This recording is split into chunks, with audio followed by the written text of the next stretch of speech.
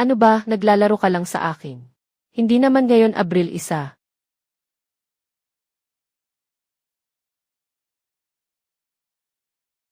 Ate Liu, anong nangyari sa kamay mo? Xiaoxu. Pakinggan mo ako. Mali ito. Tingnan mo, kagabi nakagat ako ng aso. Nakatanggap ako ng rabies vaccine. Ngayon ay nag-o-overtime pa rin. Tama, Ate Liu. Magaling ka. Hindi maganda, nagwawala si Ate Liu. Nangagat siya. Eksaktong 3 minuto na.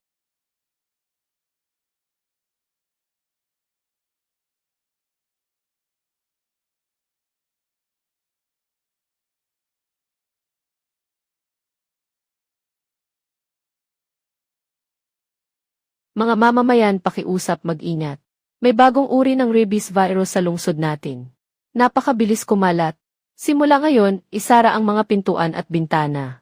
Huwag lalabas, makipagtulungan lang.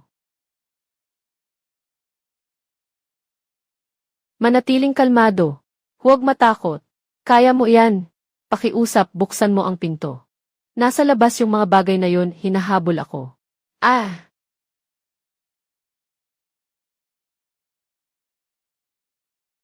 Lunad ng imbakan. Diyos ko, nagising ang aking kakaibang kakayahan. Totoo bang darating na ang apokalipsis? Sa huli, darating talaga ito. Buti na lang, ako ay isang survival fanatic. Mahilig mag-imbak ng pagkain. Hindi kami nagkulang sa pagkain sa bahay. Sabay na rin akong bumili sa supermarket ng mga panustos. Walang kakulangan sa gamot at mga gamit. Habang may tubig at kuryente pa. Kailangan kong magmadaling iproseso ang pagkain. At itago ito sa storage. Kahit na nakakapagod ang pagiging kawal at kabayo. Pero kapag naiisip ko, wala nang mga ganitong araw. Dumarating ang katapusan ng mundo. Ang kalungkutan ay umaagos. Sobrang kawawa. Ano ang nangyari?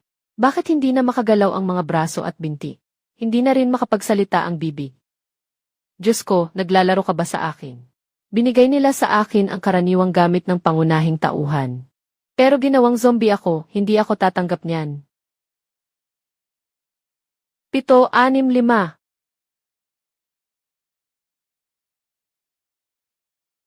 Huhuhu, dumating na ang rescue team. Pero hindi sila para iligtas ako. Paano nila ako papatayin? Barrel, headshot. Isang putok sa ulo. O kaya ay putulin ang ulo ko.